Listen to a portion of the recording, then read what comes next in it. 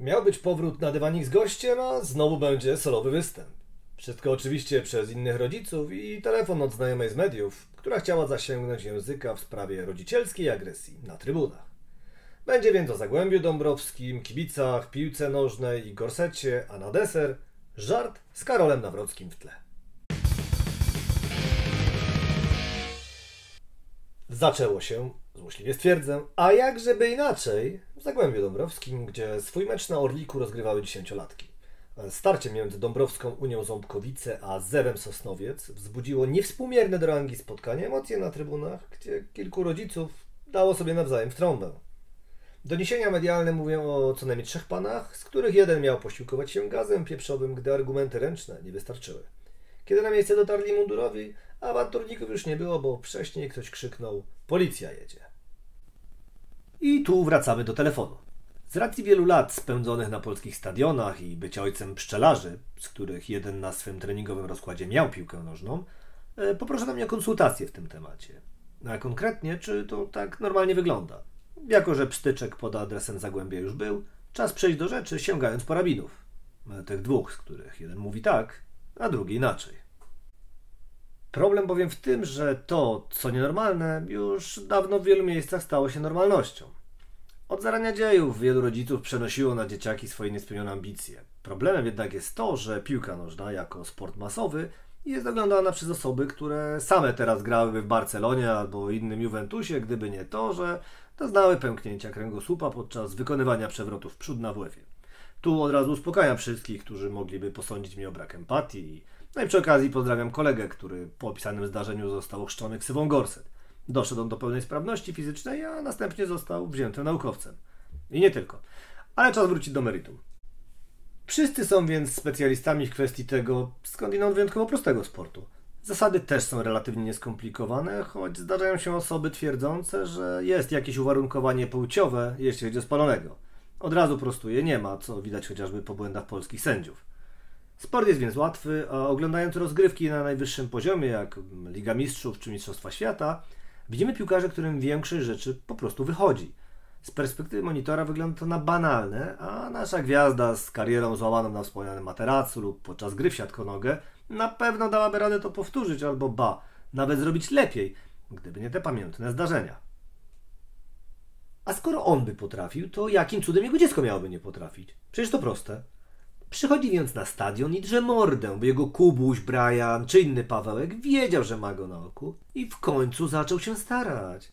No jeśli zaś mu nie wychodzi, to może być przecież wina kolegów, a nie tego, że w odróżnieniu od piłkarzy Bayernu maluch nie spędził jeszcze większości życia na treningach, czy tego, że po prostu nie ma drygu do tego sportu.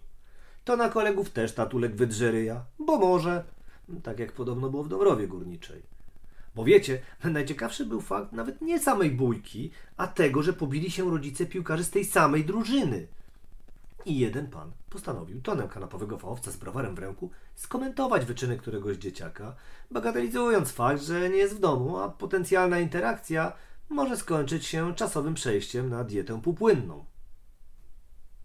Tacy rodzice zostali kiedyś określeni mianem Komitetu Oszalałych Rodziców, co w pewnym sensie oddaje obraz, choć słowo matoły również byłoby trafne. Ich zachowanie oczywiście ciska potężne piętno na dzieciakach, co z kolei przekłada się na ich podejście nie tylko do sportu, ale też innych ludzi, no bo jest świetnym paliwem zgorzkniałej roszczeniowości. Ale nie o tym miałem mówić, więc wróćmy do telefonu. Jedną z przyczyn, dla których zadzwoniono do mnie, pomijając fakt posiadania mojego numeru telefonu, który chyba w końcu zmienię, żeby mi każdego dnia po 900 razy niektórzy nie zawracali gitary, no była między innymi wspomniana obecność na stadionach i więzi z ludźmi, którym zdarzało się wracać z grzybobrania z podbitym okiem. Tak, chodzi o kibiców z potencjałem na zdobycie miejsca w Pałacu Prezydenckim, no czyli tych lubiących sprawdzić się w lesie z innymi. I choć nie zamierzam tu nikogo wybielać, to zapewne tak to niektórzy odbiorą. Nie jest bowiem tak, że ci najbardziej rozemocjonowani, krzyczący i agresywni rodzice to akurat aktywni chuligani w klasycznym tego zwrotu znaczeniu, choć oczywiście nie można tego wykluczyć. Tak, to dowód anegdotyczny, ale nie widziałem ani nie słyszałem, by któryś z nich podważał przy dzieciakach autorytet jego trenera, wydzierał się na inne dzieciaki czy tłukł pobliskich rodziców. Może to dlatego, że nie wszyscy chcą robić sobie wstyd przy maluchach, a może, jak powiedział kiedyś aktywny ustawkowicz, On jeździ na grille po to, aby sprawdzić się w warunkach naturalnych z ludźmi, którzy tak jak on 6 razy w tygodniu trenują różne sporty walki, więc nie potrzebuje sprawdzać się z osobami, nad którymi już na starcie ma miażdżącą przewagę siły i doświadczenia. Co ciekawe, znam historię znajomych kibiców, którzy chodząc na mecze swoich dzieci bądź bratanków i siostrzeńców potrafili wesprzeć drużynę, jak na przełomie wieków kolega A, pracujący wówczas jako kierowca międzynarodowy, załatwił w Londynie oryginalne trykoty Chelsea dla maluchów, żeby mogły grać i trenować w jednolitych strojach z porządnego materiału. I poświęcił na to swoje własne oszczędności, czego nie robili lepiej uposażeni rodzice, którzy oczekiwali, że klub to załatwi, bo oni już tu talent dostarczyli.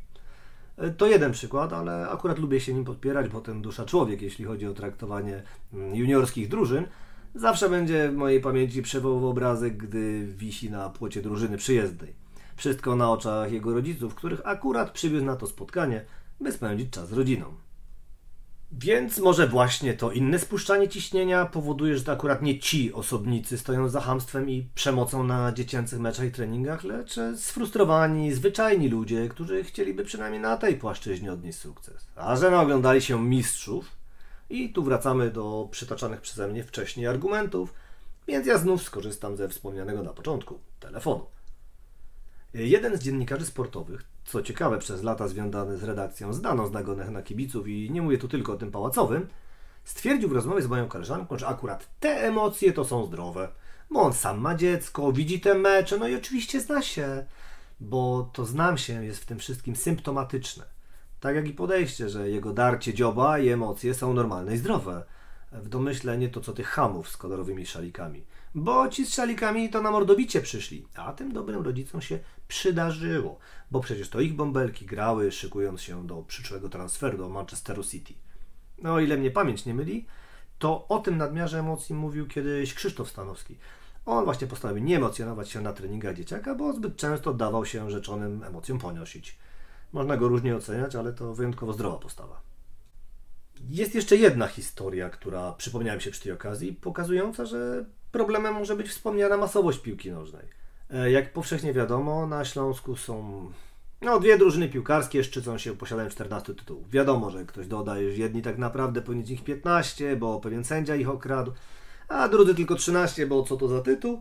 No ale to nie miejsce, nie czas na to. Jasnym i pewnym jest, że ich kibice są mocno zwaśnieni, co często przekłada się na stosunki rodzinne. I traf chciał, że w jednej z aktywnych trójkolorowych rodzin była młoda, zdolna szczypiornistka, którą bardzo chciał klub rywali, wówczas posiadający mocną sekcję żeńskiej ręcznej. I chyba Klaudiusza Sewkowicza na pokładzie. No i jakoś nikt nie przejawiał agresji do rodzin innych zawodniczek. Może przykład od czapy, może nietrafiona anegdotka, ale jakoś mi się przypomniała, bo tu emocje dało się opanować.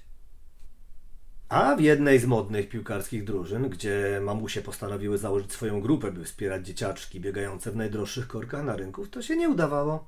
I znowu były kulturalne, wyfircykowane, słuszne emocje, które po prostu pobiegły w złym kierunku. Ale tych historii jednak nie będę przybliżał, żeby nikt nie pomyślał, że to z jakiejś kibicowskiej antypatii do Warszawy. Zamiast tego przypomnę, że wszyscy ci piłkarscy eksperci krzyczący do malucha, że w jego wieku Messi grał już w Barcelonie, mogą na przykład usłyszeć, że w ich wieku Karol Nawrocki był już prezydentem. Dziękuję Wam za to, że dotrwaliście do końca i korzystając z okazji, proszę byście subskrybowali ten kanał, gdziekolwiek słuchacie tego podcastu. Do następnej razy.